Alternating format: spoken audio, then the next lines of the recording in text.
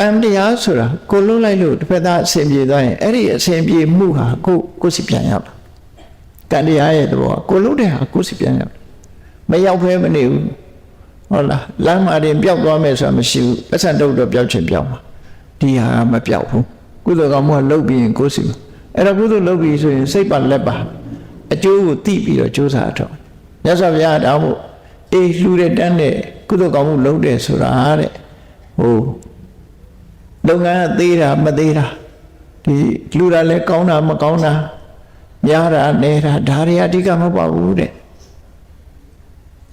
အရေးကြီးတာဘာလို့ဆိုရင်တလေးတစားလုပ်ဖို့အရေးကြီးတယ်ကိုလုပ်တဲ့လုပ်ငန်းတစ်ခု I do my best ဘာပဲလုပ်လို့အကောင်းဆုံးဖြစ်အောင်လုပ်စိတ်အားနှစ်ပြီးတော့လုပ်တယ်ကိုယ်တိုင်အကောင်းဆုံးဖြစ်အောင်လုပ်တယ်မလုပ်ရင်တော့အကျိုးပေးတော့လည်းမပေးခြင်းပေးမှာပဲဒါဟာသူဘယ်သူမှမလုပ်တာမဟုတ်ဘူးသူစိတ်စေတနာတိုင်းဖြစ်မှာ